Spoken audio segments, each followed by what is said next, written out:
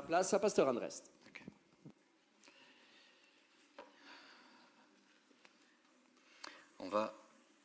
On va revenir sur un thème que j'ai commencé il y a quelques semaines. Je ne sais pas si vous vous en rappelez, qui était là. On a parlé de Akab et Jézabel. Et je vous avais dit qu'il y aurait une suite. Qui était là? Quelques-uns. Ok. Je pense que c'est un message très important. D'abord parce que, je ne sais pas pourquoi il y a eu une pause entre les deux.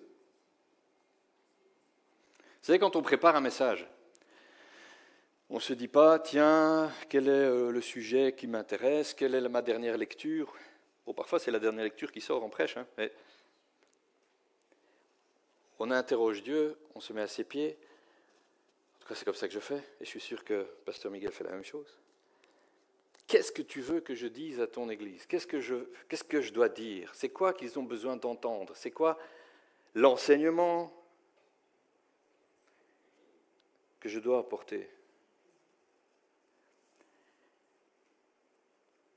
Et quand je lui ai demandé ça cette semaine, il m'a dit, tu reviens sur le sujet Jézabel. Ok, très bien. Parce qu'entre-temps, il m'avait donné d'autres trucs. Et il avait dit, mais il y avait une suite. La nuit de vendredi à samedi, il y avait une veillée, d'accord, organisée par le groupe qui s'occupe de la mission à Madagascar. Et je n'ai pas dormi. Alors moi, je n'étais pas là la nuit. Et j'avais déjà préparé, à peu près. Enfin, je croyais que j'avais préparé, quoi. Et puis, je n'ai pas dormi. Parce que ça s'est déballé dans ma tête, tout le truc, et plein de connexions supplémentaires. Et j'ai dit, ouah. Bref. Je vous dis ça parce que le peuple de Dieu, parfois, a vraiment besoin d'entendre certaines choses. Est-ce que nous sommes d'accord que nous avons besoin de savoir dans quel temps nous vivons? C'est pas juste important, c'est primordial, c'est essentiel, c'est vital. L'Église, depuis 2000 ans, dit Jésus revient. Qui a entendu déjà? Jésus revient bientôt. Alors, on dit ça depuis des siècles, littéralement. Et puis, pour faire passer le message, on explique qu'on n'est plus au dernier jour, qu'on est à la dernière heure. Et puis, le temps passe. Pas que. Il n'y a pas que le temps qui passe. Hein. Et puis, on dit on est à la dernière minute de la dernière heure. À l'échelle des millénaires qui nous séparent de Jésus, on est à la dernière minute de la dernière heure. C'est-à-dire Jésus revient, mais c'est vraiment genre bientôt. Pourquoi est-ce qu'on dit ça? Pas parce que le temps a passé qu'on se dit, il faut, pour que le message soit pressant, il faut expliquer qu'on est de plus en plus près. C'est parce que nous observons les temps dans lesquels nous sommes.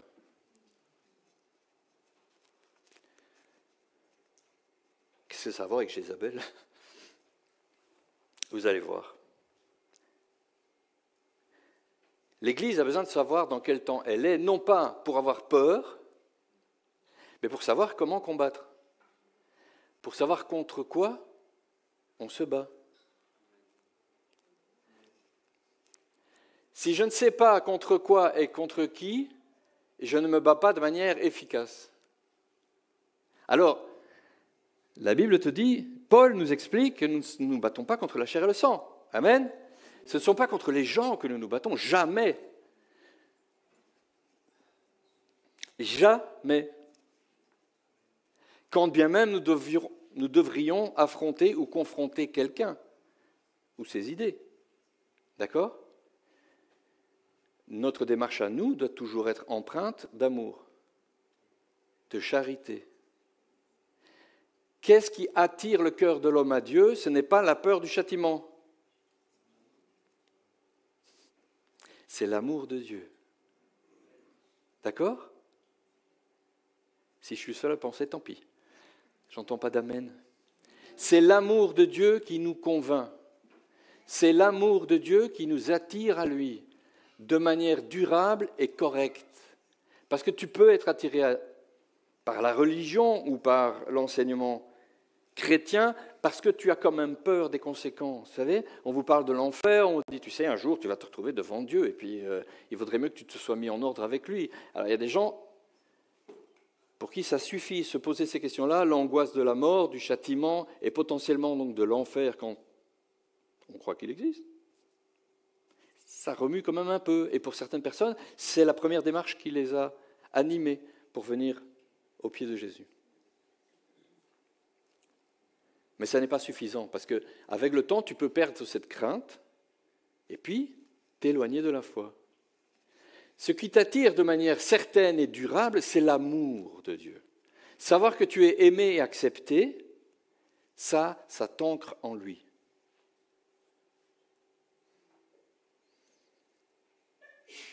Ok, j'ai fait un détour. Bon. Alors on va reprendre le point historique de Jézabel et d'Akab, et puis on va voir que nous vivons un temps particulier. Vous vous rappelez vaguement ce que j'ai raconté la dernière fois sur Akab, c'était déjà il y a quelques semaines. Akab, c'est un des rois d'Israël. Le peuple juif israélite a été divisé en deux. Il y a une paire de rois entre David et Akab, et ça part en vrille. Il y a des rois qui commencent à s'éloigner de la pratique correcte de la religion, si on peut l'appeler comme ça. C'est moche à dire, mais c'est vrai. Hein? Et le roi d'Israël, puisqu'il n'a pas Jérusalem dans son giron, parce que ça appartient au royaume de Juda, eh bien, il commence à se dire « c'est embêtant ». C'est embêtant parce que le peuple va aller à Jérusalem pour servir, pour faire les sacrifices annuels, pour les fêtes, etc. Et là, ils vont être là, c'est le royaume de Juda, et puis peut-être je vais les perdre à un moment donné. Et il se dit, c'est pas grave, on va commencer à changer un petit peu les choses. Il faut moderniser la foi et la religion. Il n'y a pas que à Jérusalem. Et puis il instaure 2 autres villes, pas une, 2. Et puis il n'y a pas que les Lévites qui deviennent prêtres.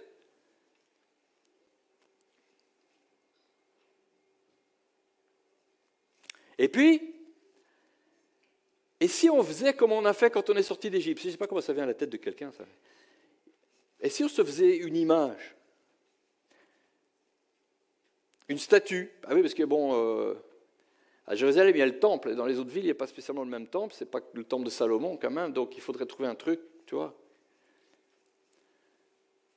Rien que pour le tourisme, je ne sais pas. Que les gens viennent voir quelque chose. Et donc, ils refont un veau. Ça, ils aiment bien, apparemment. Ils aiment bien le veau comme... Dieu avait dit, tu ne te feras pas ça. Tu ne feras pas ça. Vous voyez comme on dérape un petit peu beaucoup, et puis une génération passe, 2 générations passent, 3 générations passent, et puis on dérape vraiment beaucoup, beaucoup, beaucoup. Mais jusque-là, c'est encore à peu près Yahweh. L'Éternel, Adonai, Elohim. On a fait un veau. Et puis vient Akab. C'est le résumé de la dernière fois. Hein. Et Akab,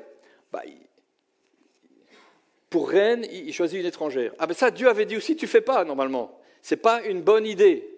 Parce que si tu prends une femme du pays, ou des pays qui sont aux alentours, si tu prends pour femme une de ces filles-là, elle risque très fort de t'attirer vers ces dieux. Alors, il n'était pas le premier déjà à faire cette boulette. Hein. Papa, grand-papa avait fait des boulettes pareilles. Mais lui, il en prend une spéciale, elle s'appelle Jézabel. Et Jézabel, c'est la fille du roi de Sidon. Tyr et Sidon. Alors, il y a 2... C'est un roi, ça. Et là, ils ont leur dieu à eux. Évidemment, Jézabel, elle est spéciale parce qu'elle y tient vraiment.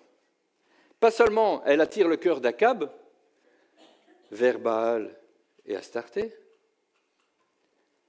mais elle met à mort les prophètes de l'Éternel. Elle organise un grand massacre. C'est pas, j'invente rien. Hein, un de ses responsables de l'armée, il en sauve 100. Et on en a tué beaucoup. Parce que s'il a réussi à en sauver 100 sans que ça se voit trop, il y en avait beaucoup. Et ils ont tous été massacrés. Et elle a instauré les cultes de Baal et d'Astarté. Et puis, on a rapidement passé en revue l'épisode d'Élie, où Élie, Dieu l'envoie faire des choses incroyables. Alors ça, c'est... Et il fait une battle de prophètes ou de prêtres. Il va les voir et il dit, amenez-moi tous vos prêtres de Baal. Et puis on nous dit qu'il y a eu 450 de Baal et 450 d'Astarté. Ça fait 900 en tout. C'est pas un petit groupe, hein. Mais après, on ne nous parle plus que de ceux de Baal. Bon, c'est pas grave. Je ne sais pas ce qu'ils sont devenus les autres dans la battle. Mais en fait, Baal et Astarté, les deux dieux là, c'est un couple en fait. Hein. Et donc ils font ça. Il dit voilà, ben, appelez-le, invoquez-le, qu'il fasse descendre le feu, qu'il fasse un truc extraordinaire, qu'on voit ce dont il est capable. Et puis ils font ce qu'ils peuvent. Et il se passe rien. Élie, il a bon. Élie, c'est un caractère un peu taquin. Il est un petit peu énervé par moments. Il est un peu emballé. Mais il est aussi taquin. Alors il se fout un peu d'eux. Il dit, je ne sais pas, il faut peut-être crier plus fort, il faut peut-être faire plus de bruit. Peut-être il dort. Peut-être il est en vacances. Je ne sais pas, il y avait déjà le concept de vacances. Il dit, ouais, peut-être partir ailleurs. Et eux, ils y vont. Hein. Ils commencent à se faire des trucs. Ils se lacèrent le corps. Ils saignent de partout. Ils se font mal, quoi. Et il se passe rien. Et quand ils ont vraiment tout épuisé, bon, il dit, voilà, c'est à mon tour maintenant, allez, c'est bon, on a fini de jouer. Et il ne fait pas grand-chose, lui, parce qu'il sait qui il sert. Et le feu de Dieu descend sur son holocauste.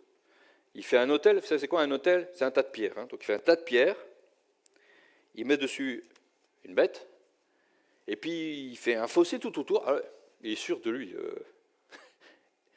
Il ne se dit pas juste, le feu va tomber, il dit, vous allez voir, ça va être un truc, ça va être tellement dingue qu'en fait, je vais vous mettre plein d'eau dessus, autour, tout, et ça va quand même marcher.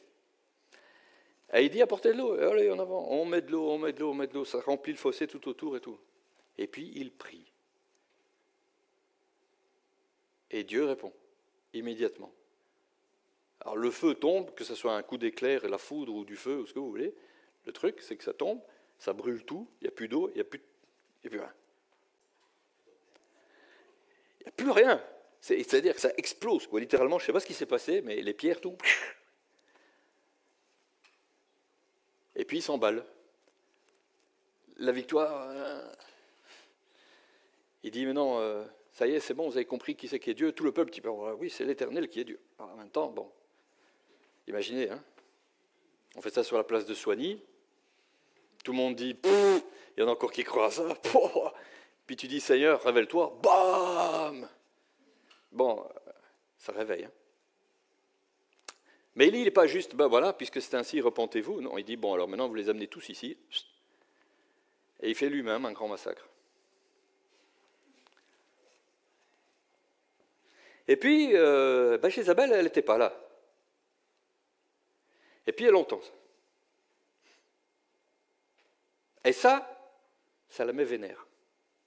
Mais bien. Elle dit des trucs bizarres, mais enfin, bon. Elle dit que Élie, va pas, d'ici le coucher du soleil, il ne va pas vivre. Hein, c'est pas possible, ça. Et donc, il y a une mise à mort qui est proclamée. Et là, Élie a peur, il s'en va, il court, il s'enfuit. Tout d'un coup, il a peur. On en a parlé. Alors, ça, c'était le contexte. Parce que ce qu'il faut comprendre, c'est quoi? C'est qui cette femme? C'est une femme étrangère au peuple de Dieu. Elle a un culte païen, rien d'étonnant jusque-là. C'est une femme de pouvoir. Elle est déjà princesse au départ. Et puis elle devient reine. Et c'est une femme qui influence son mari. Vous avez compris, elle pousse le culte de Baal et d'Astarté, elle le pousse bien, pas seulement « laisse-moi faire ce que je veux, je suis la reine », mais c'est « il faut le faire ». Et puis, Akab, on va liquider les prophètes, ça va? C'est bon? Tu me laisses faire, hein? Et puis, le prophète de Dieu qui vient de faire un truc de dingue, tout le monde a eu peur et tout, je m'en fous, il va mourir maintenant celui-là. Alors, c'est une violente, hein? C'est une femme à poigne, quoi. Hein? Vous voyez ce que je veux dire? Elle ne se laisse pas faire, elle n'est pas vite intimidée. Elle a peur de rien. Elle veut du sang. Et elle ne s'arrête pas vite.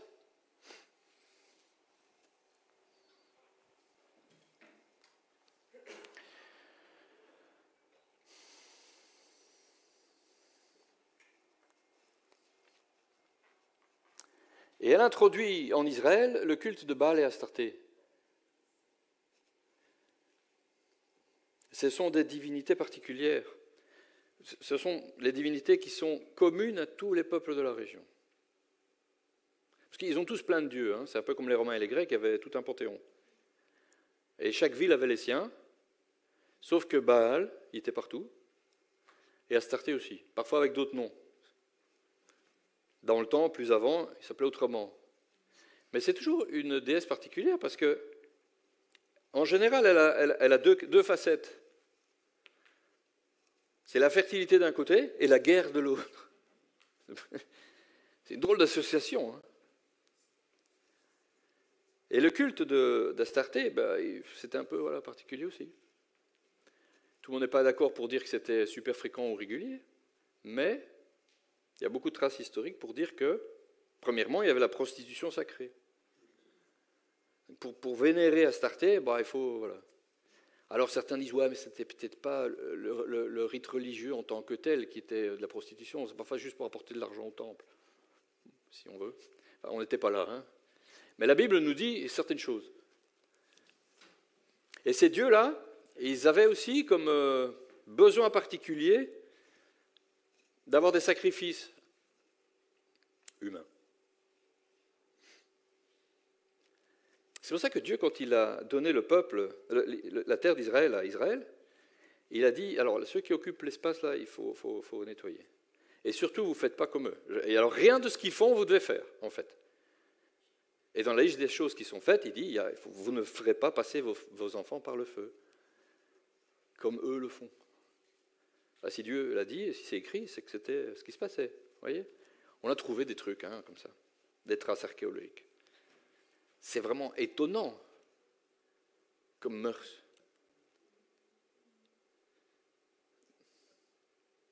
Je ne sais pas vous, mais il faut en arriver quand même à un état de moralité au sous-sol -10 pour se dire, tiens, maintenant ce qu'on va faire, c'est qu'on va prendre nos enfants et puis on va mettre le feu. Je ne sais pas, on peut penser à beaucoup de choses avant de penser à ça, quoi. Et puis il y en a un qui pense à ça, les autres l'attrapent et ils disent, ça va pas, quoi. Ouais, tu perds la boule. Mais alors quand toute une nation le fait,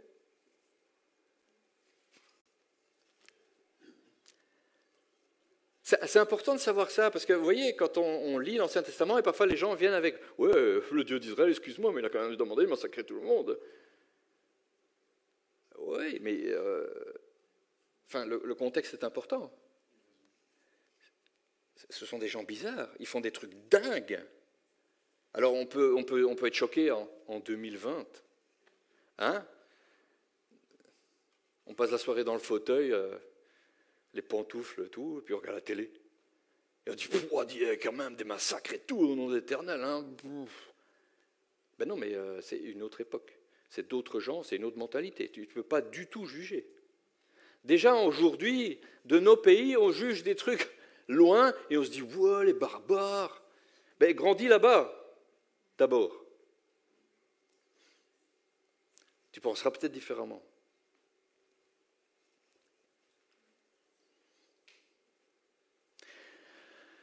Je vais essayer d'aller vite, mais vous dire les choses importantes.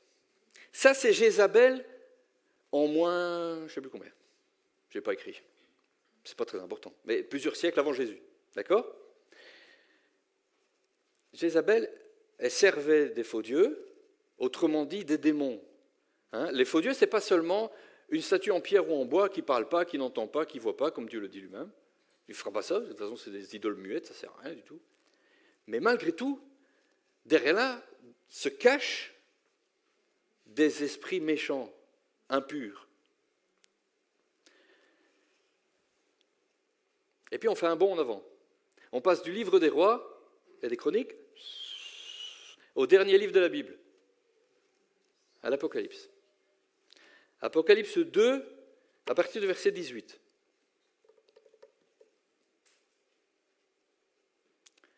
que ça s'affiche, on le lit ensemble. À l'ange de l'église de Thyatire. Thyatire, c'est en Turquie, près de la mer, près de la Grèce, pas très loin. Enfin.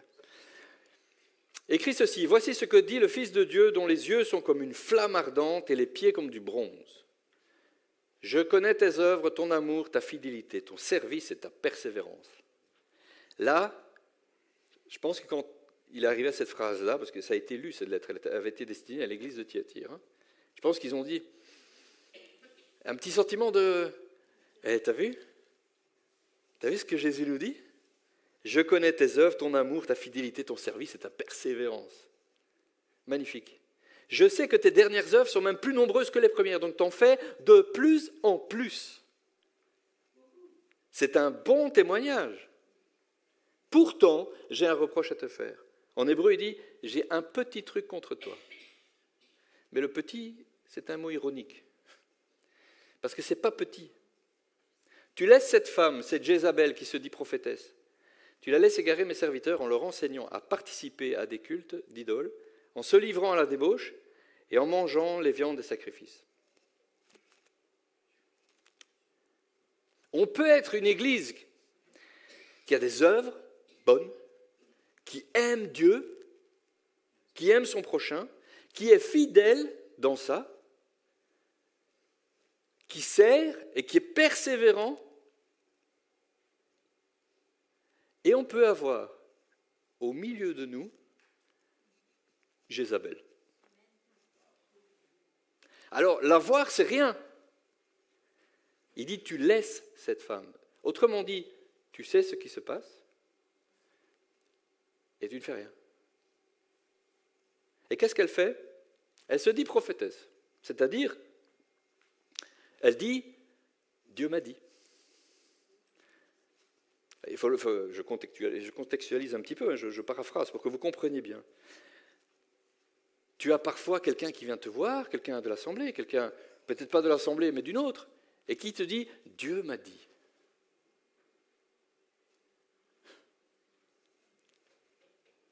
Mais ce qu'elle te dit, ou ce qu'il te dit, ce chrétien, est faux.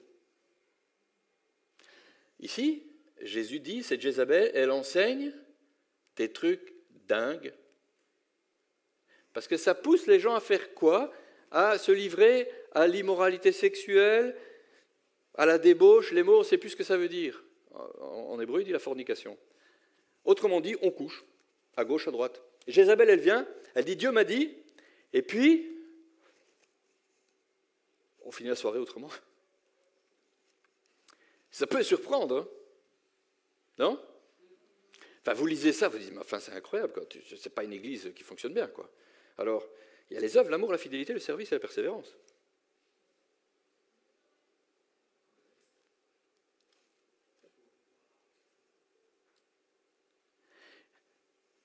Vous savez, le nombre de scandales qu'il y a dans l'Église, il est phénoménal.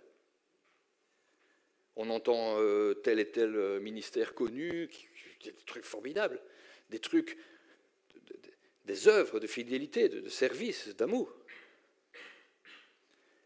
Et puis on entend, parfois après leur mort, parfois de leur vivant, en fait, il avait une affaire.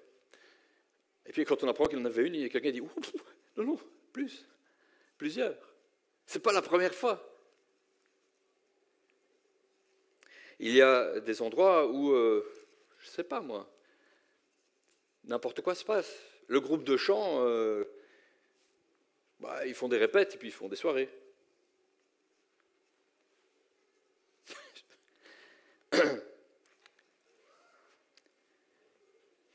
Vous savez qu'il y a des messages pas faciles. Alors, c'est pas pour faire peur, et je ne suis pas en train de dire qu'il se passe des choses dans l'Église. Il faut savoir dans quel temps nous vivons. Parce que Jézabel, cet esprit, alors ce n'est pas son nom de famille ou son prénom, hein, en vrai. C'était le prénom de la femme, de la reine. Mais vous voyez que quand Jésus dit, il y a cette femme, cette Jézabel, il nous indique qu'elle est animée du même esprit, cette personne. Il y a un esprit revanchard, influenceur, débauché et violent. Ce que je vous ai raconté sur Jézabel et la femme d'Akab. D'accord ? Et cet esprit est à l'œuvre. Il peut être à l'œuvre au milieu de l'Église. Parce que cette femme, Jézabel, elle aime le pouvoir. Elle est princesse, et puis elle devient reine. Et en tant que reine, elle ne se met pas au second plan. Elle donne des ordres à son mari. Elle l'incite à faire des choses. Alors, elle prend elle-même le contrôle. On va tuer les prophètes, ça c'est elle toute seule. Ah, elle va le faire ça. Et puis Élie l'énerve, on va tuer Élie. Ah, m'en fous qu'il a fait tomber le feu du ciel, que tout le monde a eu peur. Alors là, je ris. Moi, je le veux mort. Mais elle incite aussi son mari à le faire. À un moment donné, il veut un champ, puis il n'est pas méchant, Akab. Hein, il laisse faire tout et n'importe quoi. Mais il va voir le gars pour qu'il lui vende, le gars lui dit non, il repart en râlant. C'est le roi, mais il ne dit pas eh oh, comment ça tu me le vends pas, c'est une blague quoi. Non, c'est sa femme qui lui dit ça. Sa femme, elle lui dit t'es le roi ou t'es pas le roi? Tu n'as quand même pas le laisser ne pas te vendre son champ. T'as qu'à faire un truc, accuse-le, machin, envoie-le là-bas, qu'il soit mis à mort et puis c'est tout. Et on met le plan à exécution. Akab, il fait ah ouais, bonne idée. Dans l'église, il y a des gens qui ont des plans. Il y a des gens qui sont envoyés avec un plan. Et puis ça ne se voit pas. Ça ne se voit pas, c'est comme dans l'église là. Ils se disent prophètes, ou ils se disent ce que vous voulez, enseignants, apôtres, ou juste chrétiens. Et puis ils essaient d'influencer le pouvoir en disant ouais mais tu vas quand même pas te laisser faire, il faut que tu prennes un petit peu ta place, vas-y. Et ceux qui ne sont pas d'accord, dehors, hein. Vas-y, fais quelque chose. Il te pousse à la violence. Et en même temps qu'il fait ça, cet esprit, il vient avec des doctrines de démons, il te dit mais ça c'est pas si grave. Parce qu'en fait, c'est ce que faisait la personne à l'église de Thyatire. D'accord ? Historiquement, on apprend qu'en fait, il venait avec ce que Jésus dira d'ailleurs. On va le lire. C'est plus simple encore. On continue la lecture et puis comme ça on aura tout. Je lui ai laissé du temps pour qu'elle change, mais elle ne veut pas renoncer à son immoralité. Alors la débauche, elle aime bien. Elle va starter. Et qu'est-ce qu'il dit encore ? Ah oui, on peut continuer l'affichage ? Je la jette, elle et ses compagnons de débauche, sur un lit de détresse, à moins qu'il ne change en renonçant à agir selon son enseignement. Continue. C'est pas ça que je cherchais. C'est pas grave. Ce qu'elle faisait, c'est qu'elle disait qu'il y avait des choses cachées qu'il fallait révéler. Les profondeurs de Satan. Vous avez lu cette phrase? Je ne sais pas où on a raté le verset. C'est à la fin qu'il dit ça. Il revient dessus. Ok. Voilà. C'est ça. C'est quand il dit « et les autres qui n'ont pas fait ça ». Et là, il nous dit de quoi il parle. Qui n'avaient pas voulu connaître ce qu'ils appellent les profondeurs de Satan. En fait, elle venait avec un petit peu ce que le diable a fait au premier jour. Il y a des choses cachées qu'il faut aller chercher. Ça s'appelle la gnose.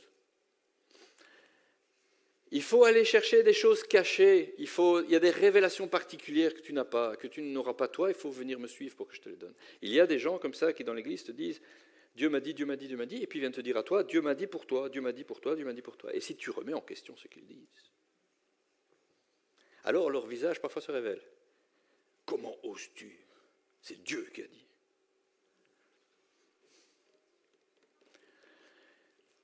C'est important de savoir ça. Et vous savez, on l'a déjà dit et je vais le redire, nous sommes une communauté charismatique.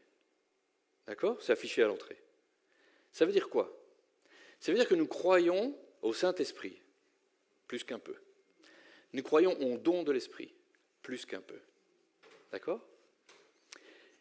Mais nous voulons, j'espère que nous le sommes, être une communauté équilibrée et fidèle. Nous voulons que les gens grandissent et soient autonomes. Merci pour les petits amen. C'est ce que nous désirons plus que tout. Vous ne devez pas être dépendant des ministères qui sont devant. Pas toute votre vie en tout cas. Il peut y avoir des moments où on a absolument besoin, sinon à quoi servent-ils ? Si Jésus a fait comme don de certains, comme prophètes, évangélistes, apôtres, pasteurs, enseignants, c'est parce que nous en avons besoin. Mais nous ne pouvons pas vivre une vie de chrétien au crochet de « si je dois entendre Dieu, il faut que j'aille voir le prophète. Si je dois savoir ce que Dieu me veut, je dois aller voir l'enseignant. Si je veux savoir... » Vous me suivez ? Ça, c'est pour que tu apprennes, toi, à le faire. Il y a des prophètes qui vont avoir un ministère de prophètes, qui vont prophétiser des choses pour l'assemblée, la communauté, le pays, la nation, les trucs à venir, les grands bazars, pas juste pour ta petite vie personnelle de tous les jours. Ils peuvent avoir quelque chose pour toi en particulier. Mais toi, tu dois apprendre, et c'est pour ça qu'ils sont là, ils peuvent t'apprendre à entendre Dieu pour toi-même. Normalement, un chrétien affermi et mature entend Dieu tous les jours. Et si parfois il se demande si ce qu'il a reçu, wow, ça me demande d'aller quelque part où je n'ai pas l'habitude. Hein. Seigneur, est-ce que tu peux me confirmer? Et alors un prophète vient et te dit, il me semble que Dieu il veut ça chez toi, il te demande ça, ou je vois un truc, je ne sais pas si ça te parle. Et là tu dis, confirmation. Merci Seigneur. Et ce n'est pas juste pour dire, je dois faire quel boulot? Ah, il faut que j'aille voir vite le frère là. Dis frère, tu n'as pas une parole pour moi? Non, demande-toi à Dieu. Je dis ça pourquoi? Parce que si quelqu'un vient te dire un truc, Dieu m'a dit, ce n'est pas un chèque en blanc. C'est pas Dieu m'a dit, ah bon, alors c'est vrai, alors je ne peux rien dire. Alors. Donc qu'est-ce qu'il t'a dit? D'accord, oui chef. Quelqu'un qui te dit quelque chose qui ne te parle pas, tu lui dis, ça ne me parle pas. Tu sais pas de quoi tu parles. Ça ne veut pas dire que c'est faux, hein.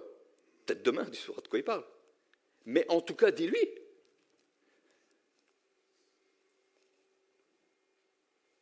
Je vous invite à le faire. Une parole qui vous est adressée en particulier et qui ne vous dit rien du tout, dites-le. Pourquoi?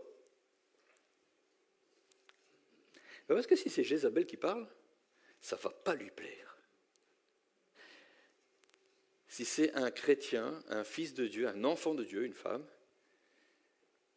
et que tu lui dis ça ne me parle pas, il va dire peut-être j'ai pas bien entendu, peut-être ça parlera plus tard, excuse-moi.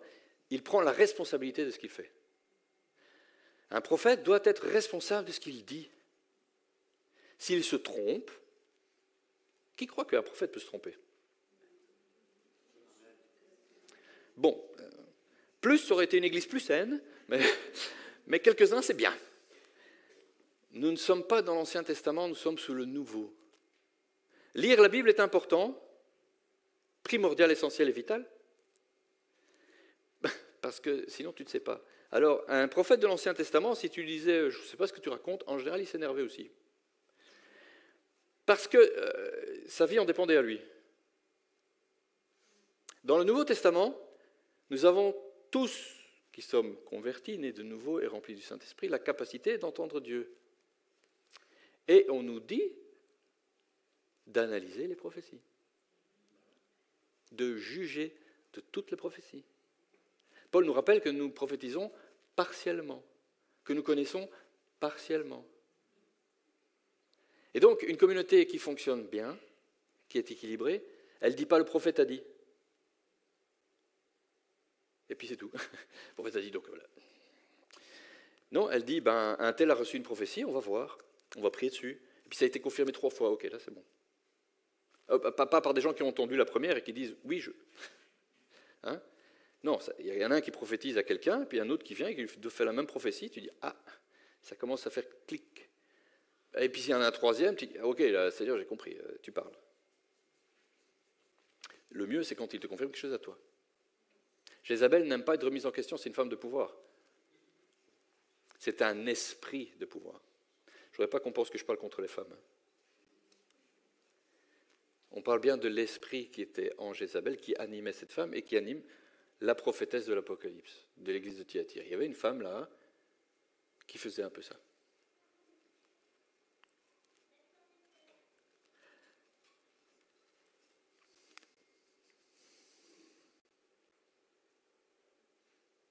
Dieu est patient, même avec elle. Il dit, je lui ai laissé du temps pour se repentir. C'est-à-dire qu'en fait, Dieu lui a déjà parlé. Alors l'Église la laisse faire, ça lui est reproché. Mais Dieu n'a pas laissé faire. Dieu dit, Jésus dit, je lui ai laissé du temps, mais elle ne veut pas changer. Et du coup, il annonce ce qu'il va faire.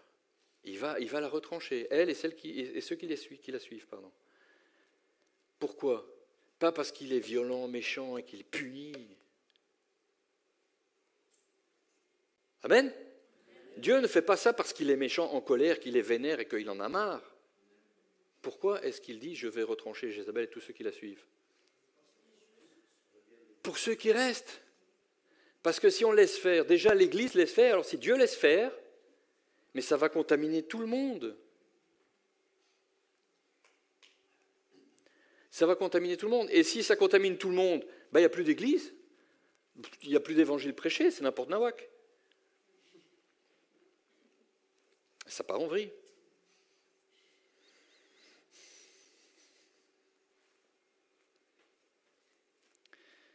Je vais arriver à l'essentiel. Que font les faux dieux ? Ils disent des choses fausses. Quelle est la caractéristique numéro 1 du chef de tout ce camp-là, du diable ? C'est le père du mensonge. Il ment comme il respire. Pourquoi ? Parce que s'il disait la vérité, il ne pourrait pas t'avoir. Il peut t'avoir qu'en te disant des trucs pas vrais. Ou alors des trucs un peu vrais, mais faux.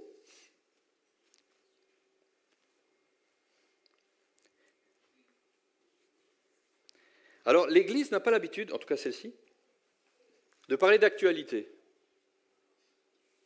Ça, c'est la partie difficile. Parce qu'on n'a pas l'habitude de le faire. On ne parle pas beaucoup de l'actualité, ni de politique. Pourquoi ? Parce que ça ne se fait pas. Non ? Ah, voilà une autre. On n'est pas de ce monde-ci, alors. Notre royaume n'est pas d'ici-bas. Jésus l'a dit. Notre royaume n'est pas. À qui il disait ça ? Le contexte est important pour tout.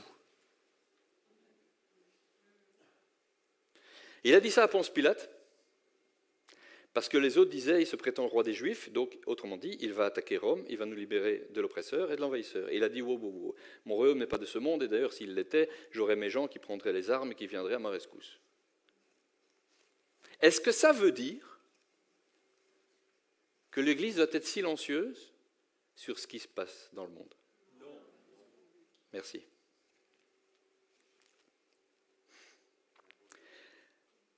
Ce qui m'a empêché de dormir vendredi à samedi, c'est l'Esprit de Dieu qui me montrait l'époque dans laquelle nous vivons.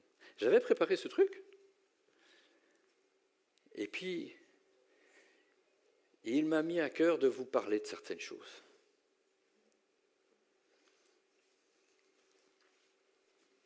Vous voyez, le monde dans lequel nous vivons aujourd'hui, alors, on fait souvent des petites phrases courtes, hein. Le monde, il part à la dérive, il n'a plus beaucoup de moralité. Oui ? C'est la fin des temps. Les gens refuseront la sainte doctrine, ils aimeront plutôt les discours qui chatouillent les oreilles, et puis ils retireront les versets. Mais qu'est-ce que ça veut dire ? Dans quel monde est-ce qu'on vit aujourd'hui ? Dans un monde qui a connu le christianisme d'une manière large et répandue. Et je parle du monde, pas le globe terrestre tout entier. Restons juste chez nous. L'Europe, de l'Empire romain, a connu un christianisme généralisé. D'accord ? Le peuple d'Israël. Oh, c'était pas super fidèle, c'était pas toujours tout carré. Et l'Église n'était pas toujours top.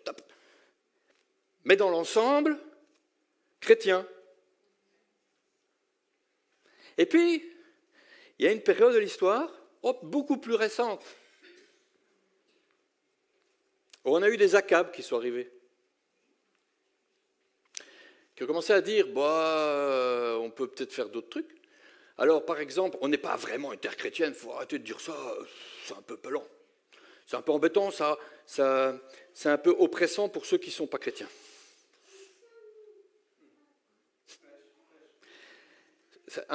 C'est offensant pour ceux qui se revendiquent sans foi, pour ceux qui se revendiquent d'une autre religion. Alors, on va effacer les traces chrétiennes de l'Europe. On va regarder tous nos gros bouquins, les gros livres poussiéreux, les traités, les trucs, et puis on va gommer. Parce qu'il ne faut pas être offensant. La vérité historique, c'est offensant. Oui, je vous dis, je ne comprends rien. Merci Akab. Oh, jusque-là, c'était, bon, allez, il n'y a pas que à Jérusalem. Ça peut être à Médine ou à la Mecque, ou en Asie. Ce que je veux dire par là, c'est qu'il n'y a pas que la foi chrétienne. Il y a le bouddhisme, il y a les musulmans, il y a les autres religions, pourquoi pas. Nous sommes des terres d'accueil, c'est-à-dire que Dieu nous a dit d'être accueillants avec l'étranger. Enfin, il a dit aussi que il pouvait vivre au milieu de toi s'il acceptait tes lois, etc. Bon, hein, pas n'importe comment. Oui, mais Akab, il est plus large. Il fait, ouais, j'ai pas beaucoup de caractère, moi. Puis j'ai une femme, elle me souffle des trucs dans l'oreille. Mais Jézabel, après, elle veut d'autres cultes. Il faut calmer le christianisme. Bon, pas liquider complètement les prophètes de Dieu, mais on va essayer de les empêcher de parler, parce qu'ils sont embêtants quand ils parlent. Ils disent des discours de haine. On va dire que c'est de la haine. Ou anti, quelque chose. Alors on va changer le vocabulaire. On va dire, non, ils ont peur. Ils sont phobiques de tout. Tout ce que tu n'es pas d'accord, c'est parce que tu as peur, tu es phobique. Islamophobe, phobe, tout phobe. Tu es chrétien, tu es phobe de tout. Ah oui, parce que tu n'es pas d'accord avec ce qu'ils font, donc ça veut dire que tu as peur. Ben non, je ne suis juste pas d'accord. C'est juste, je trouve que c'est pas bien. Oui, mais tu vois, quand tu dis ça, tu incites à la haine. Non, j'ai dit chacun fait ce qu'il veut, mais c'est pas bien. Eh ben voilà. Et puis le temps passe, et on en arrive à un point où tout le monde croit ça. Aujourd'hui, tu parles avec quelqu'un, tu dis tu es chrétien, on te dit ah ouais. Donc, alors on te cite tous les phobes. T'es contre les gays? Je ne suis pas contre les gays. Je ne suis pas contre. Je dis que c'est pas ce que Dieu veut. Ah ben voilà, t'es phobe. Je trouve qu'il ne faut pas mutiler les enfants qui, dans leur tête, pensent qu'ils sont dans un autre sexe. Ah ben tu vois, t'es transphobe. Mais non, je trouve qu'il ne faut pas le faire. Je trouve que c'est pas bien. Si tu es quelqu'un qui a 40 ans, qui veut faire toutes les opérations qu'il veut, mais il faut protéger les enfants. Et puis il ne faut pas leur dire, leur mettre dans la tête qu'en fait, tu ne sais pas ce que tu es. Bah, c'est-à-dire que depuis que je suis petit, je savais. Et on te dit, non, tu dois découvrir, tu dois réfléchir. D'ailleurs, on va t'expliquer qu'en fait, il n'y a pas que le garçon et les filles. Il y en a... C'est combien le dernier nombre? Le dernier comptage, 70 quelque chose? C'est pas une blague. Ah, parce qu'on pourrait penser qu'il y a un ou l'autre, ou les deux, ou je ne sais pas. Non. On va inventer une liste. Jusque-là. Et puis on dit ça, c'est intelligent. Hein. Ceux qui pensent contraire, c'est parce qu'ils sont trop bêtes. Jézabel, elle est moqueuse. Elle n'aime pas quand on ne pense pas comme elle. Et ça l'énerve beaucoup. Et alors elle devient ultra violente. Il faut tuer tout le monde.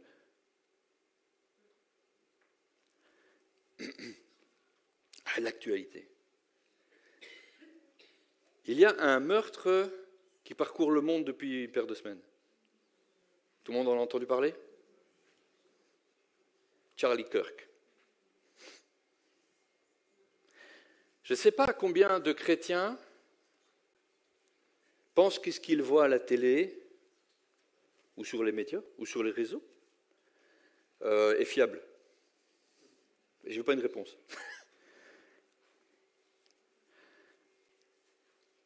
Vous savez, nous vivons dans un drôle de monde. Je vous ai dit, l'Europe était chrétienne il y a très longtemps. Elle est devenue laïque, elle est devenue anti-chrétien, et puis aujourd'hui, elle sert Baal et Astarté, si vous ne le saviez pas. Alors, ce n'est pas sur la place publique, il n'y a pas une statue de Baal sur la Grande Place. Hein. Encore que. Il y a des endroits dans le monde où on a quand même érigé des statues de bœuf. Il y a parfois des statues de chouettes. Le qui était l'image d'un des dieux aussi phéniciens. Et on les met parfois dans des places très stratégiques. Wall Street, le centre de Paris. On met ça à des endroits très stratégiques. Étonnamment. Ça ne devrait étonner personne. Quand je vous dis que nous devons savoir dans quel temps nous vivons, c'est parce que nous devons savoir ce qui nous attend et comment combattre. Alors, une fois qu'on est dans cet état-là, où à l'Eurovision, on voit des représentations du dieu, je ne sais plus quoi, tout en bleu, tout le monde a vu ? Qui moque la scène. Et puis on dit non, c'était pas ça. Ben si, c'est-à-dire qu'un peu avant, le gars était interviewé, il a dit c'était exactement ça. Au JO. Les Jeux Olympiques, j'ai dit. J'ai dit Eurovision ? N'importe quoi. Olympique. Ah, les Jeux Olympiques, c'est déjà une vénération de l'Olympe et ça a été remis à l'honneur, malheureusement pas par le créateur, mais par ceux qui ont suivi. Au départ, ce n'était pas trop une référence au sport. Et puis on a réintroduit dans la cérémonie des petites choses de l'Olympe et de la vénération des dieux de l'Olympe. Étonnant. Et ça ne pouvait venir que parce qu'on avait déjà aboli le christianisme de la place publique. Nous revenons au paganisme. Et nous y sommes, hein. Enfin je dis ça, ce n'est pas le début du truc, là, on est loin. Alors les seuls qui sont haineux, c'est les chrétiens. Vous avez remarqué ou pas ? Quelqu'un dit « Je suis pour les valeurs bibliques », ben c'est un facho. C'est la bigoterie qui l'anime. Il est violent, il est plein de haine, il n'aime pas les gens. Et il devient l'homme à abattre. Mais parce que si tu es fasciste, si tu as des idées exécrables qui incitent à la haine et la violence de partout, peut-être qu'il faudrait être violent avec toi. Ça a commencé avec peut-être. Peut-être un jour ça va faire backfire. Peut-être un jour on va être violent avec toi parce que tu dis des trucs, c'est quand même haineux, quoi. Et puis un jour ça arrive.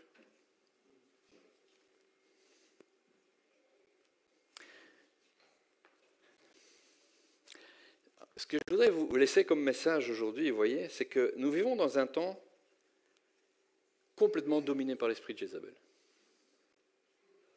Complètement. Les faux dieux sont partout, c'est les mêmes qui sont à l'œuvre. Ils demandent du sang, ils demandent de la luxure, de la débauche, et ils annoncent des choses fausses. Comme leur père, qui est le père du mensonge, ils mentent tout le temps. Aujourd'hui, tout ment. Je vous l'assure. Tout ment. Tout, c'est-à-dire tout le monde, tout organisme, il ment. C'est un sport. C'est qui ment le mieux? On ment sur tous les sujets. Pourquoi c'est difficile d'en parler? Parce que les chrétiens font partie de ceux qui écoutent et qui croient ces choses-là. Alors on ne parle pas beaucoup de politique, mais il faut le faire de temps en temps, parce que sinon, tu ne sais pas contre quoi tu te bats et tu ne sais même pas avec qui tu es en accord. Parce que tu dois être en accord avec Dieu. Tu as fait alliance avec lui. Tu ne peux pas être en alliance avec Dieu et en même temps en alliance avec le mensonge. C'est l'un ou l'autre. Ce n'est pas les deux en même temps.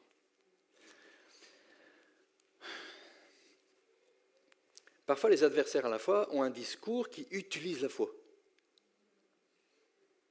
C'est hallucinant. Hier, je regarde les réseaux sociaux. Hier, je vois une vidéo au Québec, un intervieweur, donc quelqu'un de connu, là-bas, interview un responsable d'un mouvement de réveil qui, à la capitale, font des soirées louanges, etc. Ils mettent un micro, des parlophones, ils font des louanges. Cool. Le gars qui l'interviewe, il prend des versets de Matthieu. Il dit, moi je suis athée, je ne crois à rien, vous faites ce que vous voulez, je m'en fous. Mais, il dit quand même, là il est marqué, Jésus a dit, quand tu pries, ne fais pas comme les pharisiens qui vont sur la place publique pour se faire voir. Fais-le dans ta chambre la plus secrète. Tu montes dans le lieu secret, tu fermes la porte, et là tu pries Dieu. Il lui dit, et vous faites quoi?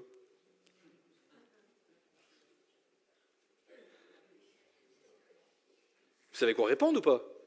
Non, parce que là, il faut dire comme Jésus. Oui, Mais il est aussi écrit.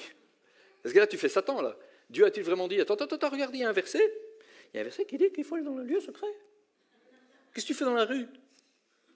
Oui, mais il a dit aussi d'aller faire des nations des disciples. Si je m'enferme, il n'y a pas de nations des disciples, il n'y a rien. Aller annoncer la bonne nouvelle, comment tu veux que je le fasse si je suis enfermé dans ma chambre secrète? Non, ça c'est quand tu pries Dieu. Tu ne le fais pas pour faire le malin, pour dire, regardez, je fais des prières de 3 heures, alors je me mets là où tout le monde m'entend. Ça, c'était le message de Jésus, ne tords pas tout. Il dit, ok, mais après il prend un autre verset encore. Il dit, mais arrête, qu'est-ce qu'il fait? Il y a des gens qui vont venir vers vous en disant, oui, mais Dieu est amour. Est-ce qu'il n'a pas dit d'aimer tout le monde? Bon, ben alors, pourquoi tu dis aux gens que c'est pas bien ce qu'ils font, tu les aimes pas ou quoi? C'est parce que je les aime que je leur dis que c'est pas bien. C'est parce que je les aime et que je ne veux pas qu'ils vivent dans une illusion totale, dans un mensonge sur leur identité, sur ce qu'ils sont, le corps, le sien, c'est le leur. C'est celui que Dieu leur a donné, il n'y a pas un autre esprit, je ne suis pas un esprit de fille dans un corps de garçon. Les esprits ne sont pas hommes ou femmes. Et puis, il ne faut pas vivre dans cette illusion-là. C'est par amour que je leur dis. C'est pour ça que je vous disais, tout ce que l'on dit doit être dit avec amour. Si tu dis à quelqu'un, alors si tu fais sortir en enfer, pour toi. Ça pique. Hein, oui, mais je les aime. Ça ne se sent pas. Comment dire? Si tu veux être entendu, il faut dire les choses bien. Il faut les dire avec l'amour de Jésus. Quand Jésus est allé voir une femme et qui était pas droite dans ses bottes, ouais, 5 maris, tout ça, ça pique hein, pour l'époque. Il lui a pas dit, donc il faut que tu te repens parce que sinon, le jour que je reviens, toi... Comment Jésus a fait? Il lui a posé des questions, il a parlé avec elle. Il est allé la voir là où personne ne va la voir. Hein. Alors à midi, là, tu vas chercher l'eau parce qu'il n'y a personne qui veut te parler. T'évites tout le monde en fait. Moi, je suis là. Et puis il lui pose des questions, il répond. Et puis il dit, va chercher ton mari. En fait, j'ai pas de mari. Oui, je sais. En fait, tu en as eu quelques-uns déjà. Et celui avec qui tu es, il n'est pas ton mari. Comment tu sais ça? Jésus ne l'a ni condamné, ni fait peur avec l'enfer. Il lui a juste dit un truc clair et net, la vérité. Tu ne peux pas t'approcher de quelqu'un qui vit un truc qui n'est pas vrai et lui dire c'est mal, tu vas aller en enfer. Il faut y aller avec l'Esprit de Dieu. Qu'est-ce que je dois lui dire? Comment tu veux que je l'approche? Je lui pose des questions. Est-ce que tu crois en ceci? Est-ce que tu crois en cela? Qu'est-ce que tu fais dans la vie? C'est quoi ton but? Est-ce qu'il y a quelque chose qui t'embête? Est-ce que tu dors bien? Est-ce que tu as de la dépression, des angoisses? Et puis Dieu t'aime. Et il veut te sortir de tous ces trucs-là. Et dans le package, il te libérera.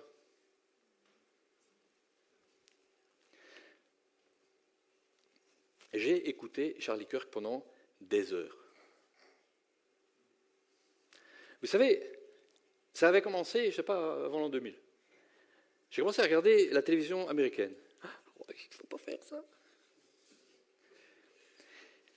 J'ai écouté la télévision américaine. Alors plein.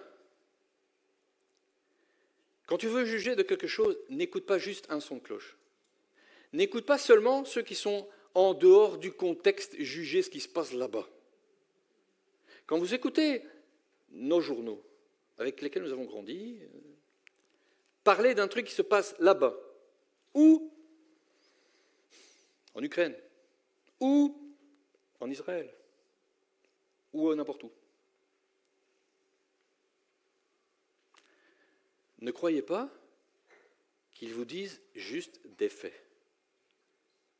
Ça n'existe plus depuis longtemps. Ça n'existe plus depuis très très longtemps. Bon, est-ce que ça n'a jamais existé? Quand j'étais petit, on m'a dit, il faut lire le journal, et puis si tu veux avoir un esprit critique, alors ça on ne dit plus jamais ça. À l'école, ça n'existe plus. On ne parle pas d'esprit critique. Enfin, si quelqu'un ne pense pas comme toi, il faut le critiquer. C'est pas la même chose. Donc moi, on m'a dit, il faut en lire plusieurs, de mouvances différentes, de courants de pensée différents. Comme ça, tu verras ce que la gauche raconte de ce truc-là, ce que la droite raconte de ce truc-là, ce que les gens du centre racontent de ce truc-là, et puis tu pourras te faire ta propre idée. Bon, ben aujourd'hui, t'écoutes là, ils disent tous pareil. Ça, c'est déjà louche. Ça, c'est déjà très louche. Tout le monde raconte la même chose. Mais tout le monde parle de trucs qui sont là-bas. Alors, j'ai commencé à écouter des trucs. Je me suis dit, ok, on parle d'un président blond un peu bizarre, qui dit beaucoup de choses. On dit, wow, c'est dingue ce qu'il dit, ses idées, c'est ci, c'est là, c'est nanana. Je me suis dit, ok. Et alors, on appuie ça, hein, avec des extraits. Une phrase ou deux, ça suffit. Il a dit ça. La phrase, les 4 mots. Paf, t'as vu, il a dit. Facile ça. Hein. Alors, j'ai écouté des discours en entier, là où il y avait la petite phrase. Et puis, je dis, mais c'est pas ça qu'il voulait dire. Mais alors, pas du tout. C'est pas du tout dans l'idée du discours. Mais alors, à l'opposé. Ils le savent ou ils ne le savent pas, ceux qui prennent l'extrait? Mais ils le savent. Bien sûr, ils le savent. Puis tu en écoutes un autre, duquel on a pris un autre extrait. On dit, vous avez vu ce qu'il a dit là-bas? Mais c'est quand même incroyable. Comment on peut penser des trucs pareils au XXIe siècle? C'est un fasciste, c'est un nazi. Puis tu écoutes tout le truc. Parce que c'est toujours disponible, en fait. On t'a appris à ne pas chercher, en fait. Mais c'est toujours là, c'est toujours disponible. Et puis tu écoutes, puis tu dis, mais c'est pas ça qu'il a dit. Mais pourquoi on tord à ce point-là? Qu'est-ce qu'on lui veut? Charlie Kirk, c'est la même chose. On prend des bouts de phrases. T'as vu, il a dit ça. Extrait. Sur Twitter, sur X, sur Facebook, sur n'importe quoi. YouTube. Un extrait. Regardez ce qu'il a dit. Poum. Je dis, bon, ok, oui, littéralement, il y a cette adjonction de mots. Enfin, il disait quoi, en fait, c'était en réponse à quoi? Ça voulait dire quoi? C'était quoi la pensée? Pas juste les 4 mots l'un derrière l'autre. Et puis tu écoutes, puis tu dis, mais comment est-ce qu'on peut faire dire le contraire à ce que le gars a dit? On ne fait pas ça une fois, évidemment. On fait ça des milliers de fois. Des milliers et des milliers. Encore et encore. Pendant des années. Ça s'appelle de la manipulation de masse. C'est de la psychologie de base. Tu répètes un truc assez souvent, ça devient vrai. Plus personne ne le questionne. S'il y a assez de gens pour dire la même chose, c'est vrai. Donc il suffit de le répéter encore et encore. Quand ma fille revient de l'école et qu'elle me dit « Tiens, on a parlé de ce sujet de l'actualité », et je dis « Et qu'est-ce qu'on en a dit ?» Ben, tout le monde a dit la même chose. C'est pas compliqué. Ils ont fait les perroquets. Ah oui, ça vient du journal, ça. Oui. Et c'est ce que tu crois? Bah oui. T'as pas fait ta pensée là-dessus alors? Ah bah ils l'ont dit, c'est vrai. Ok. Bon. On est mal barré. Je suis très sérieux. On est très très mal parti. Si tu es chrétien, la Bible te dit, Paul, si on vient accuser un frère, tu ne devrais pas prendre cette accusation comme ça. Il faut aller chercher plusieurs témoins, vérifier que c'est vrai.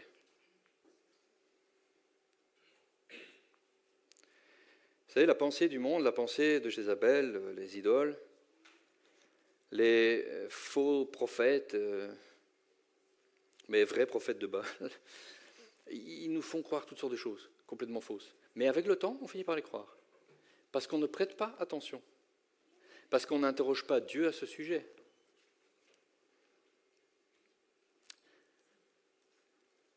On nous dit, partout, ils sont violents. Les conservateurs. On ne les appelle plus comme ça. Il ne faut pas faire juste un peu d'histoire. Et ce n'est pas long l'histoire, hein, c'est moins de 10 ans. Il ne faut pas aller loin. Avant, ils étaient conservateurs. Maintenant, ils sont tous d'extrême droite.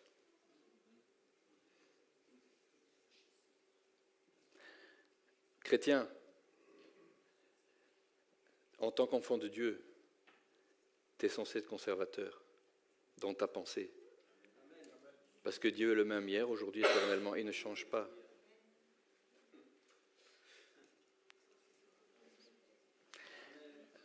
La Bible te dit de ne pas te conformer au siècle présent, c'est-à-dire à sa pensée. La Bible te dit que le bien est bien, que le mal est mal et que ça ne changera jamais.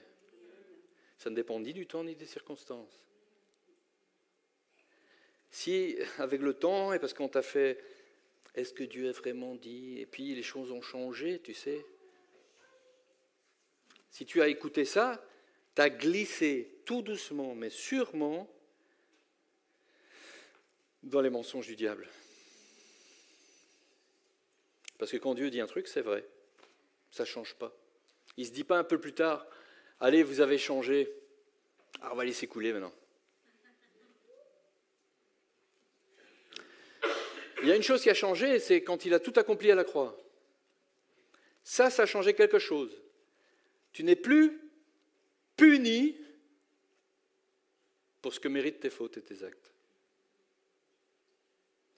Tu as tout le temps de te repentir. Ça a changé. Mais il n'a pas dit ce qui était mal devient bien. Ces dieux de l'Ancien Testament demandaient des sacrifices d'enfants, c'était entre autres pour la prospérité. Alors aujourd'hui, on ne les immole pas par le feu sur la place publique dans les bras de Moloch. D'accord ? Non, on va dans des centres de tueurs de bébés. Et on appelle ça les soins de santé. Il suffit de changer les mots. Et on te dit, ben c'est pour ta prospérité. Oh pardon, non, on ne dit pas ça comme ça. C'est pour pas que ta vie soit foutue.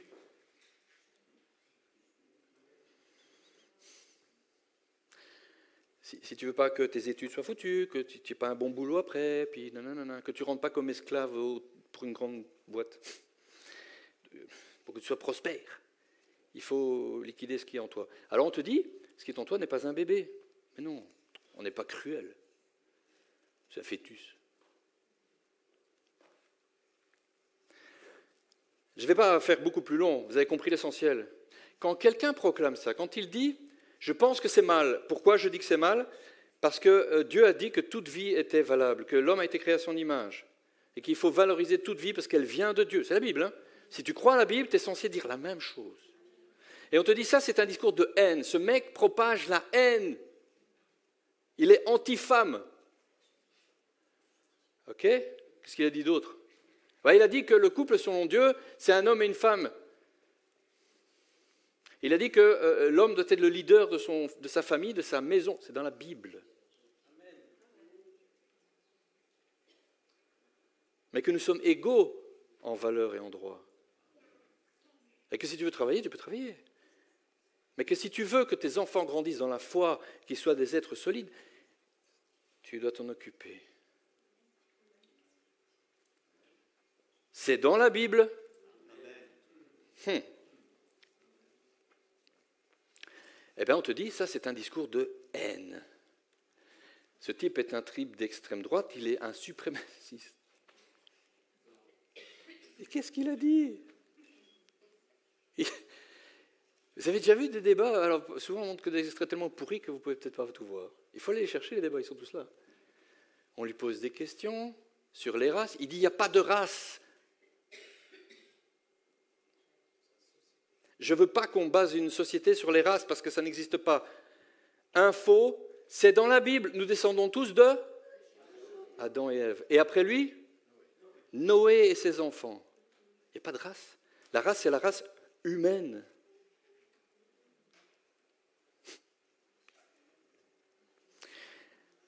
Et on dit, t'as vu, il ne veut pas donner des droits aux Noirs et aux Mexicains et aux jaunes, et je ne sais pas quoi. Non, ce n'est pas ça qu'il a dit.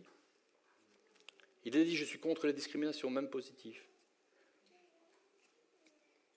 C'est-à-dire que même dans la Bible, il a dit, tu ne travailles pas, tu ne manges pas.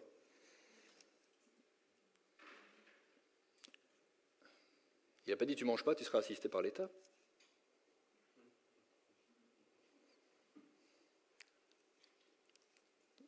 Nous sommes hérités d'un tas de pensées, vous savez, héritiers d'un tas de pensées. La pensée et la philosophie grecque, la pensée et la philosophie socialiste, communiste, marxiste.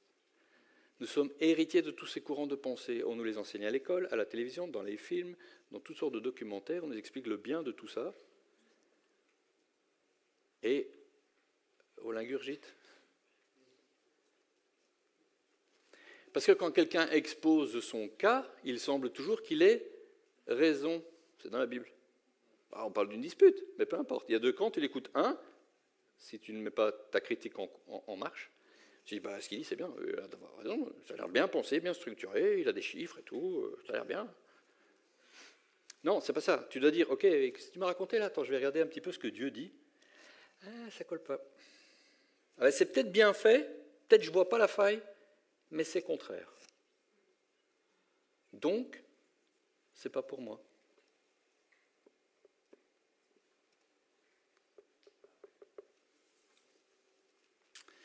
Ce qui est hallucinant, vous savez, c'est de voir que l'Église gobe, que les chrétiens entendent, croient, ne critiquent pas, ne se mettent pas à réfléchir, ne cherchent pas plus d'informations.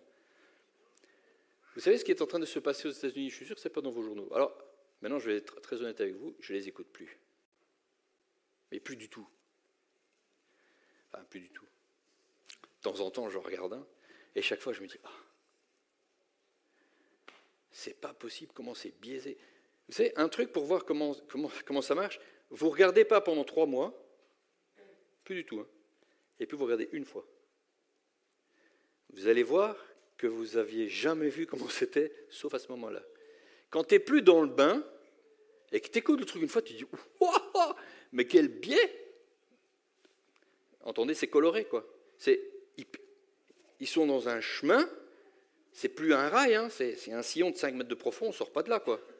Ils parlent que d'un truc dans un sens, ils critiquent que rien, ils ne se mettent pas en cause, ils parlent que d'un truc, tous pareils. Et il n'y a personne qui vient dire, et les autres disent que, et peut-être c'est vrai, on ne sait jamais, on verra bien. On nie la réalité, une fois qu'on est arrivé de toute façon à nier la réalité dans un certain nombre de sujets scientifiques. Après, c'est tout, on peut croire tout, n'importe quoi. Quand on te dit que ta réalité c'est ta vérité, et qu'il faut juste l'affirmer avec toi, d'accord. Si tu dis que c'est comme ça, c'est comme ça. Si tu as plié le genou à ça, c'est foutu. Tu peux plus rien questionner, tu ne peux pas dire le contraire de rien du tout. D'ailleurs, si tu le fais, c'est de la haine, c'est de la violence, c'est des micro-agressions. Vous avez entendu ça, micro-agression? Tu dis un truc, je ne suis pas d'accord. Ah, je me suis agressé. Oh, c'est quand même... c'est de la micro-agression.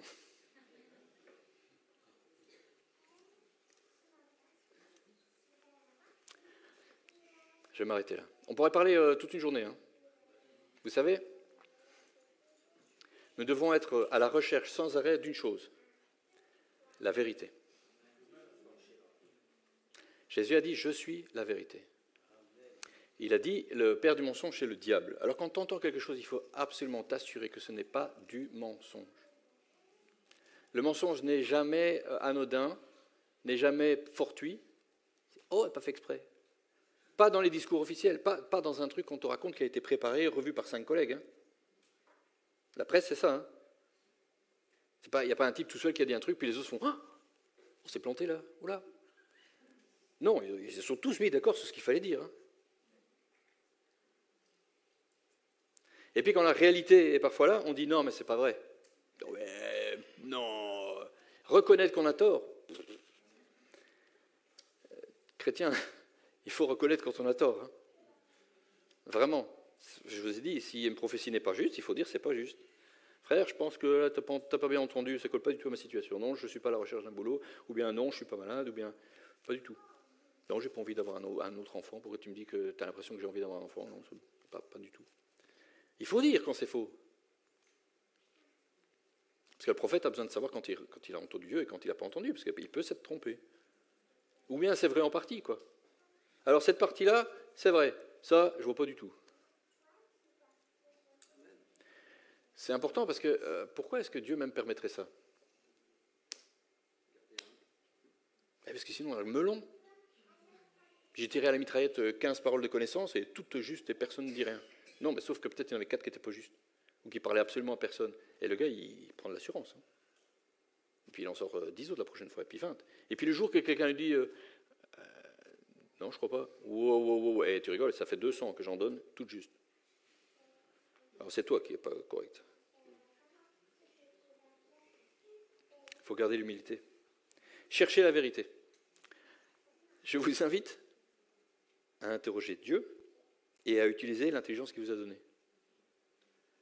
Quand tu entends quelque chose sur quelqu'un qui est chrétien encore plus, j'ai envie de dire encore plus, parce qu'il fait partie de la famille de Christ. Il y a des faux chrétiens, on est d'accord. Mais il faut chercher, parce qu'on accuse un frère, a priori. alors il faut vraiment vérifier que c'est vrai, avant de colporter la même chose. Parce que tu te rends coupable de péché. Tu propages un mensonge, mais en plus, c'est une calomnie sur un frère en Christ. Et on est mis en garde contre ça. C'est pas bien, du tout. En ce moment, et je finis avec ça, en ce moment, aux États-Unis, il y a un grand réveil qui se passe. Mais c'est un truc de dingue.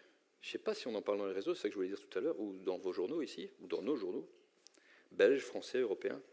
Mais aux États-Unis, le nombre de gens qui se réveillent suite à ce meurtre est hallucinant. Vous voyez, un mal que Dieu transforme en bien pour sa gloire. Il y en a qui ont voulu faire taire un homme qui parlait de Jésus tout le temps. Il parlait presque plus de Jésus que de politique. C'est hallucinant le nombre de fois qu'il disait « mais c'est parce que c'est Jésus mon sauveur et Seigneur ». C'est pour ça que je pense ce que je pense. Et en fait, le truc le plus important, quand quelqu'un lui posait « c'est quoi le conseil que tu as pour ma vie, parce que je suis un gamin ou un jeune ou un étudiant, n'importe quoi », il ne disait pas « fais gaffe à citer des lois ou je ne sais pas quoi hein. ». Il dit le truc le plus important, sois en ordre avec Jésus. Donne-lui ta vie, lis ta Bible tous les jours. Ça, c'était son motto. Tu lis ta Bible tous les jours, tu fais ce qu'elle dit, trois choses, et tu dis aux autres ce qu'elle dit. Mais quelqu'un qui vit comme ça, ça s'appelle un chrétien.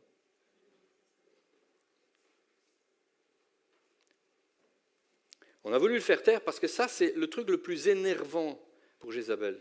Ce sont les prophètes de Dieu. Je ne suis pas en train de dire que Charlie était un prophète. Hein. C'était un évangéliste. Le nombre de gens qu'il a amenés à la foi, c'est hallucinant. Je l'ai même entendu parfois parler purement de Dieu, l'évangile. Ici des versets, il parle, il faut donner son cœur à Dieu et tout, parce qu'il n'y a plus que 5 minutes à parler. Il balance l'évangile. Aujourd'hui, quelqu'un qui dit autre chose que ça, il peut. Tu veux mettre à feu à sang ta ville, casser des voitures, les vitrines et tout, tout le monde fait « ouais, mais c'est normal, c'est parce que tu es énervé, parce que c'est pas juste ce qui t'arrive ». Un chrétien dit « repens-toi », on dit « oh, t'arrêtes tout de suite avec ton discours de haine, tu vas aller en prison ». Aujourd'hui, dans nos pays, pas loin de nous, tu peux aller en prison parce que tu dis un truc qui est dans la Bible. Tu mets un verset sur Twitter, on peut te dénoncer. C'est de la haine, c'est de l'incitation à la violence. Hein? Quoi? Comment ça? Mais l'autre là-bas, il appelle à la mort de tous les chrétiens ou de tous les juifs. C'est pas un discours de haine, ça. Tout ça va. Mais je dis qu'il ne faudrait pas mettre à mort les bébés, c'est de la haine, ça. C'est le monde dans lequel tu vis, mon frère, ma sœur. C'est le monde dans lequel nous vivons. Nous devons savoir dans quel monde nous vivons, nous devons l'identifier. C'est l'esprit de Jézabel. Influence l'autorité, fait taire le discours de Dieu par la violence.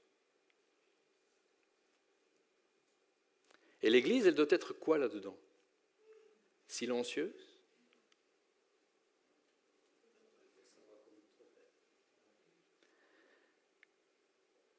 Dieu a envoyé Jéhu dans l'Ancien Testament. Il a dit, il faut arrêter cette affaire-là. Je vais oindre quelqu'un. C'est pas n'importe quoi. Il n'a pas juste demandé à un prophète d'aller liquider Jézabel. Hein. Remarquez. Il a oint quelqu'un comme roi pour liquider Jézabel et sa descendance. L'Église, elle doit se lever. Parce que ce qui se passe est spirituel. Je vous disais en commençant, ce n'est pas contre la chair et le sang, ce sont contre les dominations, les puissances que nous nous battons. Si tu laisses dire le mensonge, tu laisses le diable propager son esprit partout. Si tu ne l'identifies pas quand il parle, c'est déjà loin. Prie Dieu pour entendre quand il parle, pour le reconnaître de loin. Wow, mensonge, ça pue, ça c'est un truc qui vient du diable. Parce que alors tu pourras, toi, dire la vérité et tu pourras combattre dans le spirituel. Tu parles en disant la vérité et tu pries, tu brises, tu chasses. Tu pries pour les gens qui sont autour de toi, pour qu'ils ne soient pas manipulés à ce point-là, pas manipulables facilement. Tu pries pour qu'ils reconnaissent la voix de Dieu quand elle leur parle. Tu pries pour qu'ils identifient le mensonge. Je vous disais aujourd'hui, les gens se réveillent aux États-Unis, par exemple, un paquet de gens, Ils se disent, tiens, en fait, je ne veux même jamais entendu. Alors, il y a des gens, vraiment, ils ne l'ont jamais entendu. Et puis, du fait qu'on en fait tout un foin, ils disent, je vais aller écouter ce qu'il raconte. Et puis, parce que quand tu vas et que tu écoutes des trucs longs, pas juste 30 secondes, tu te rends compte de ce qu'il dit vraiment. Et puis ils disent, mais je ne savais même pas. En fait, c'était un gars bien, en fait. Mais alors, si le parti que je suis, il fait la fête quand ce gars-là, il meurt, là, maintenant, je ne comprends plus rien. Là, j'ai un problème. Et il y en a plein qui quittent leur parti démocrate et qui disent, mais je ne peux pas. Je peux pas suivre ça. Attendez, je ne suis pas d'accord avec tout ce qu'il a dit. Hein. Il y a des gens... Hein, mais se réjouir de sa mort et de dire c'était un ceci, un cela, je ne vois pas. Là, par contre, là, on ment tout le temps. Et mentir tout le temps, je pensais que ce n'était pas bien. Donc je ne peux pas suivre ça. Il y a des gens, par centaines et par milliers, qui se retournaient à l'église. Je voyais des gens faire des vidéos, c'est hallucinant, qui disent, avec cette histoire-là, je vois aussi bien que le blanc et le noir, le bien et le mal. Et je me rends compte que j'étais dans le camp du mal. Du coup, alors que je suis athée, je me suis dit, mais il y a peut-être quelque chose dans ce qu'il raconte, parce qu'il parle tout le temps de Jésus. Il est mort parce qu'il parle tout le temps de Jésus. Là, maintenant, je le reconnais, j'ai écouté ce qu'il raconte là, depuis un petit temps. Et il fait que parler Jésus, le mec. J'ai acheté une Bible, parce que je me dis qu'il a un truc que je n'ai pas. C'est hallucinant. C'est hallucinant. Vous ne verrez pas ça aux 20h. Hein. Ça, on ne va pas vous dire. Mais c'est ce qui se passe. Il y a un réveil de malades.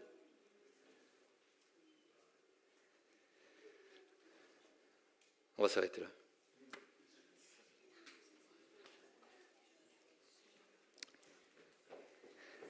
Seigneur Jésus, je te remercie parce que tu nous as remplis de toi. Tu nous as donné ton esprit, Seigneur. Saint-Esprit, je te demande que tu protèges nos pensées. Nous devons veiller à nos pensées, mais tu veux, Seigneur, être le signal d'alarme quand nos pensées sont manipulées par l'ennemi de nos cœurs, celui qui veut notre destruction. Seigneur, que l'Église puisse voir les temps dans lesquels elle est, et identifier les Jézabel, identifier les esprits méchants qui sont à l'œuvre. Seigneur, tu veux nous donner d'être fermes sur nos positions, d'être ce phare dans la nuit. La lumière doit briller, elle ne doit pas être cachée. Et la lumière dévoile les choses, elle met la vérité à l'honneur. Tu nous dis toi-même que ceux qui ont vu la lumière et ne l'ont pas reçue, c'est parce qu'ils aiment ce qu'ils faisaient dans les ténèbres, là où ça ne se voit pas. Seigneur, que nous puissions être des porteurs de vérité. C'est toi la vérité, c'est ce que tu as dit, c'est ce que tu as fait, c'est ce que tu veux, ce que tu désires. Seigneur, que cela soit notre cheval de bataille, ta volonté, ton désir, ton cœur, pour ceux qui nous entourent, pour ce monde, pour notre nation.